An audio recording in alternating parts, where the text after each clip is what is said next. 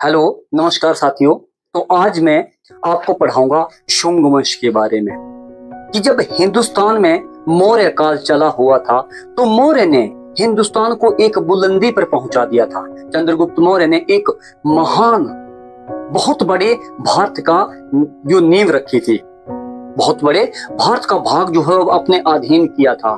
कई विदेश में भी उनकी बहुत चलती थी, जैसे बांग्लादेश से लेकर अफगानिस्तान तक जो हिंदुस्तान था, जो अखंड भारत का निर्माण था, वो चंद्रगुप्त मौर्य के शासनकाल में हुआ था। और उसी के बाद फिर आए सम्राट अशोक। तो अशोक ने भी कोई कमी नहीं रखी, अपना जो राज्य का विस्तार था उसको करने के लिए अशोक ने कोई कमी नहीं रखी, इसलिए वो कहलाए द ग्रेट अशोक। और अशोक की जिंदगी के दो रूप मिलते हैं, दो रूप मिलते हैं। शुरुआती जिंदगी जो उनकी थी बहुत ही क्रूर थी, इसी के कारण जो है वो हमारे हिंदुस्तान का व्यापार विदेशों में बहुत बढ़ने लगा, कीर्तिमान बहुत हो गया हिंदुस्तान विदेशों में। तो उसके चलते जो बाद में अंतिम शासक हुआ 10वां मौर्य काल में, मैंने जब मौर्य काल पढ़ाया था तो बताया था कि मौर्य काल में 10 शासक हुए थे। तो जो अंतिम शासक था उनका नाम था बृहद्रथ। तो बृहद्रथ का जो एक मंत्री सेनापति था, सेनापति का नाम था पुष्यमित्र शुंग। अब पुष्यमित्र शुंग के बारे में मैं थोड़ा आपको बता दूं। कई इतिहासकारों का कहना है कि पुष्यमित्र शुंग जो है वो एक ब्राह्मण परिवार से था। और कई इतिहासकारों का कहना, जैसे जो बुद्ध ग्रंथ लेकर चले और जो जैन ग्रंथ है उनको लेकर चले, तो जो पुष्यमित्र शुंग था उनका कहना है कि पुष्यमित्र शुंग एक शूद्र था। लेकिन ज्यादा इतिहासकारों का कहना है कि पुष्यमित्र शुंग जो है वो वैष्णव था, यानी ब्राह्मण था। इसीलिए उन्होंने वैष्णव धर्म को बहुत आगे बढ़ाया था। तो जब मौर्य काल चला हुआ था उसके बाद बौद्ध धर्म बहुत ही प्रचलन में हुआ हमारे भारत में। तो जब बृहद्रथ का शासन कार्य चला हुआ था तो उस समय अहिंसा के सारे पुजारी बन चुके थे। जो राजा थे, जो रियासतों के राजा थे, उन्होंने अपना धन अपने बौद्ध धर्म को बढ़ाने में बहुत लगा दिया था। और कई बाहर के राजा भी बौद्ध धर्म स्वीकार कर रहे थे और कई राजाओं ने अपने राज्य में बौद्ध धर्म को अपना राजकीय धर्म घोषित कर दिया था। और आपको बता दूं, राज्य के धर्म वो होता है जो राज्य में राजा के पास धर्म होगा उसी को रखना पड़ेगा, उसको राजकीय धर्म बोलते हैं। तो आगे बढ़ते हैं। जब पुष्यमित्र शुंग एक सेनापति थे तो उस समय विदेशों के लिए यात्राएं निकलने लगी, बौद्ध भिक्षुओं की जो है यात्राएं निकलने लगी, विदेश में उनका प्रचार होने लगा, बौद्ध धर्म का प्रचार विदेशों में बहुत होने लगा था। सारे राजा जो थे वो अपने कोष के दरवाजे खोल दिए थे, बौद्ध धर्म के प्रचार के लिए अपने कोष के दरवाजे खोल दिए थे। तो इसी कारण से एक राजा था, यमन का एक राजा था, जिसका एक यमन से राजा था, यहां मैंने लिख के रखा हुआ है, उसका नाम था डिमेट्रियस। डिमेट्रियस ने सिंध पर कई आक्रमण किए थे। अब वो अरब देश से था तो उसने कई सिंध पर आक्रमण किए, कई हमले कर रहे थे। तो जो भारत की सत्ता थी वो बहुत कमजोर हो गई थी। एक नजर में तो ठीक था कि हमारे भारत का जो है वो धर्म विदेश में फैल रहा था, लेकिन धर्म के ही बल पर हम अपना राज्य या अपना देश नहीं संभाल सकते हैं। अगर आज मोदी ये कहे कि हम अपने धर्म जो है, हम अहिंसा के पुजारी हैं, हम बॉर्डर से अपनी सारी सेनाएं हटा लेंगे, बॉर्डर से अपनी सारे जो हवाई एयरफोर्स है, जो समुद्र में पनडुब्बियां रखी है, उनको हटा लेते हैं, तो विदेशियों की तो नजर एकदम भारत में पड़ जाएगी कि भारत को अब कैसे खाया जाए। तो ऐसे ही सिचुएशन उस समय भी हो गई थी, क्योंकि राजा तो सारे कमजोर हो गए थे, वो तो सिर्फ अपने बौद्ध धर्म को बढ़ाने लगे थे।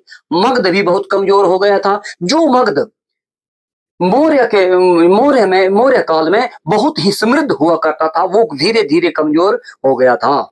जब 10वां राजा बृहद्रथ हुआ तो उस समय काफी कमजोर हो चुका था, क्योंकि उस जो चंद्रगुप्त मौर्य थे वो किस तरह से 6 लाख की सेना रखते थे और पूरे भारत को उन्होंने कुचल के रखा हुआ था, सब राजाओं को डरा के रखा हुआ था। फिर आते हैं अशोक, द ग्रेट अशोक। अशोक ने भी वैसी ही रणनीति रखी। फिर धीरे धीरे जब वो ऐसा करना नहीं लगे, सारे बौद्ध धर्म में जाने लगे, तो सारे अहिंसा के पुजारी हो गए, हिंसा से सब डरने लगे, भिक्षुओं की लाइनें लग गई। तो इसी का फायदा उठाते हुए जो डेमेट्रियस राजा थे यमन के, उन्होंने क्या किया, उसने सिंध में आया और सिंध में जो वहां पे बौद्ध भिक्षु थे, तक्षशिला में बौद्ध भिक्षुओं के काफी वहां पे मठ थे, तो उन बौद्ध भिक्षुओं के पास आकर उनको बहला फुसलाया और उनको काफी समझाया कि ऐसा करो, आप हमारा सपोर्ट करो, आप हमारा समर्थन करो, तो हम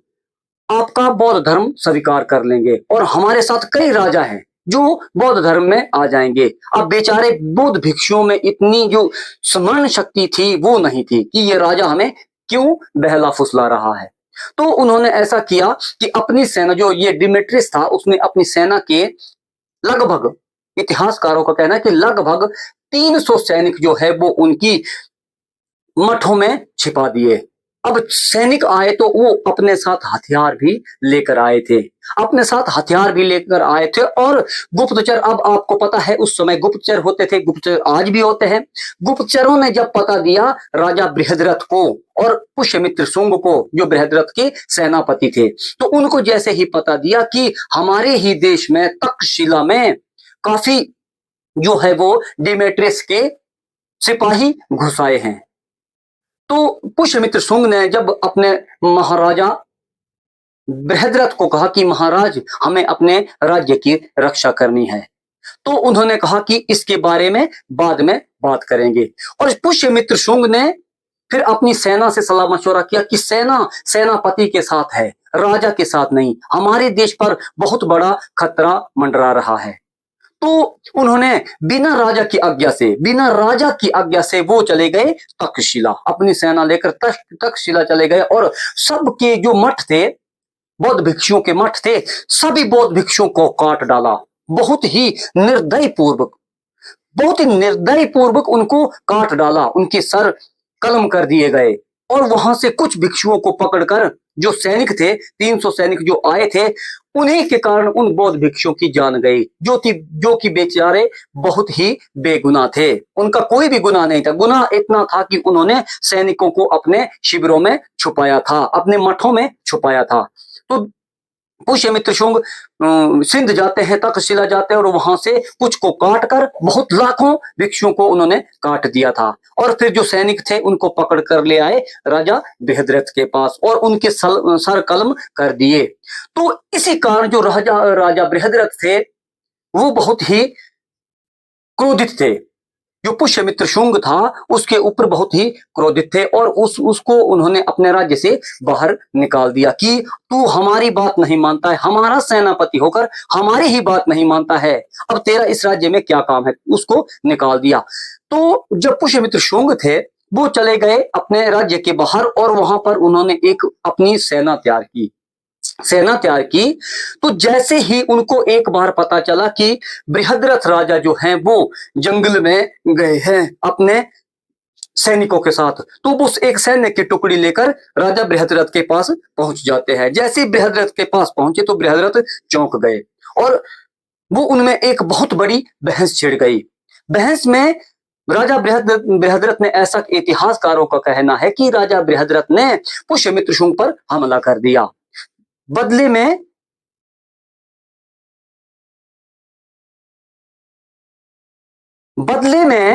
पुष्यमित्र शुंग ने उनका सर कलम कर दिया, उनको चीर के उनके 2 टुकड़े कर दिए, राजा बृहद्रथ के 2 टुकड़े कर दिए। तो इसी कारण से जो मौर्य वंश था वहीं पे समाप्त हो गया। उसके बाद जो सत्ता थी, पूरी की पूरी सत्ता थी मगध की, वो संभाल ली पुष्यमित्र शुंग ने। अब जो बृहद्रथ था उनकी राजधानी कहाँ थी? पाटलिपुत्र, जो पटना आज का आधुनिक पटना है, वहां पे उनकी राजधानी थी। उसके बाद पुष्यमित्र शुंग ने अपनी राजधानी को बदल करके विदिशा रखा था। कहाँ रखा था? विदिशा। आपने ध्यान से याद रखना है, विदिशा रखा था। और पुष्यमित्र शुंग ने लगभग 185 ईसा पूर्व में जो प्रशासन था, जो राज्य था, वो अपने हाथों में ले लिया था। राज्य अधिकार, सारा राज्य का अधिकार अपने हाथों,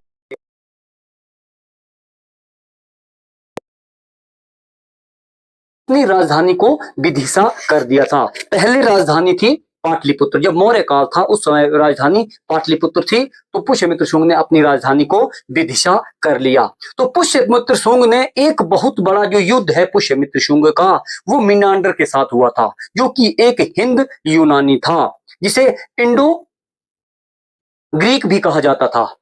तो एक हिंद यूनानी था, उसके साथ बहुत बड़ा युद्ध हुआ था मिनांडर के साथ। तो मिनांडर को उन्होंने हरा के भगा दिया था। इतिहासकारों का कहना है कि पुष्यमित्र शुंग ने बहुत ही जो हमारा वैदिक धर्म है वो बहुत ही आगे बढ़ाया था, क्योंकि मौर्य काल में जो समय था, मौर्यकालीन जो समय था, उसमें जो हमारा हिंदुस्तान का वैदिक काल था, उसमें जो वैदिक धर्म था, वैष्णविक धर्म था, वो बहुत ही खत्म हो गया था, अर्थात जीरो के बराबर, जीरो पे आ गया था। तो जब पुष्यमित्र शुंग था, उन्होंने उस धर्म को काफी आगे बढ़ाया। जैसे ही वो मिनांडर को हराते हैं, तो उसके बाद उन्होंने हमारे अपने वहां पे भारत में मगध में 2 अश्वमेध यज्ञ कराए थे। आपको बता दूं, प्रश्न आपने ध्यान से याद रखना है, 2 इससे भी प्रश्न बन जाते हैं, और ये प्रश्न कई बार पूछा भी जा चुका है कि पुष्यमित्र शुंग ने कितने यज्ञ कराए थे, या कौन से राजा ने ये अश्वमेध यज्ञ कराए थे। तो आपने ध्यान से याद रखना, पुष्यमित्र शुंग ने 2 यज्ञ कराए थे, और ये यज्ञ किससे करवाए थे? उस समकालीन उनकी सभा में एक पुरोहित थे, यानी गुरु पुरोहित थे, तो उनका नाम था पतंजलि। जो आज पतंजलि आप देखते हैं, बाबा रामदेव की पतंजलि, ये वही पतंजलि जिन्होंने उन पुस्तक को लिखा था, पतंजलि, वो थे। उन्होंने ही अश्वमेध यज्ञ कराए थे। दोनों अश्वमेध यज्ञ जो है वो पतंजलि ने करवाए थे। तो आपने ध्यान से याद रखना। तो ये पतंजलि जो है ये किसके समकालीन थे? पुष्यमित्र शुंग के। और कौन पुष्यमित्र के समकालीन थे? कालिदास। कालिदास भी पुष्यमित्र के समकालीन थे। और पुष्यमित्र का जो पुत्र था, उसका नाम था अग्निमित्र। अग्निमित्र शुंग। अग्निमित्र शुंग का जो वर्णन है वो कालिदास की एक रचना है। कौन सी रचना है? मालविका अग्निमित्र। उस पुस्तक का नाम है मालविका अग्निमित्र, जो एक कालिदास की रचना है। उसमें मालविका जो है वो अग्निमित्र शुंग की पत्नी थी। उनके प्रेम विवाह प्रसंग का, जो प्रेम प्रसंग था उनका, और विवाह, प्रेम विवाह, उसका वर्णन, पूरा वर्णन जो है वो मालविका अग्निमित्र में मिलता है, जो कि किसकी रचना है? कालिदास। यहां से भी कई बार एग्जाम में प्रश्न पूछे जा चुके हैं कि कालिदास की रचना मालविका अग्निमित्र किसके समकालीन थी, और इसके संबंध में कोई प्रश्न आता है तो आपने ध्यान से याद रखना है। पुष्यमित्र, ये अग्निमित्र शुंग के समकालीन कौन थे? कालिदास। तो आगे बढ़ते हैं। उसके बाद अंतिम शासक, जो ये एक तो अंतिम शासक कौन था? देवधूति। शुंग वंश का अंतिम शासक था देवधूति। देवधूति, और अगर वो इन इतिहासकारों का ऐसा भी कहना है कि पुष्यमित्र शुंग जो है वो बौद्ध धर्म के कट्टर अनुयायी नहीं थे, और कट्टर उनको ना मानने वाले भी नहीं थे। कुछ का कहना है कि कईयों को मारा तो सही था उन्होंने, कि उन्होंने बौद्ध भिक्षुओं को काफी मार दिया था, बौद्ध भिक्षुओं के मठ उजाड़ दिए थे, लेकिन वो बौद्ध धर्म का भी पालन करते थे और उनका भी आदर करते थे। ये ऐसे पता लगता है, इस बात से पता लगता है कि उनके दरबार में एक भगवती कौशली एक नन थी, जो कि एक बौद्ध नन थी। अगर वो बौद्ध धर्म के अनुयायी नहीं थे, लेकिन बौद्ध धर्म का वो आदर नहीं करते, तो उस नन, भगवती कौशली नन को, वो जो बौद्ध नन थी, तो अपने दरबार में क्यों रखते, उनको क्यों पालते पोसते? तो वो भगवती कौशली किसके दरबार में थी? तो आपने ध्यान से याद रखना, पुष्यमित्र शुंग के दरबार में थी। तो इसलिए उन्होंने जो बौद्धों पर जो अत्याचार किया था वो उन 300 सिपाहियों की वजह से किया था। और मनुस्मृति की रचना भी इसी काल में हुई थी। उनके एक दरबार में पुरोहिते मनु। तो मनु जो स्मृति आपने देखा होगा, हिंदू धर्म में मनु स्मृति एक बहुत बड़ी पुस्तक है। तो मनु स्मृति की रचना भी इसी समकालीन हुई थी।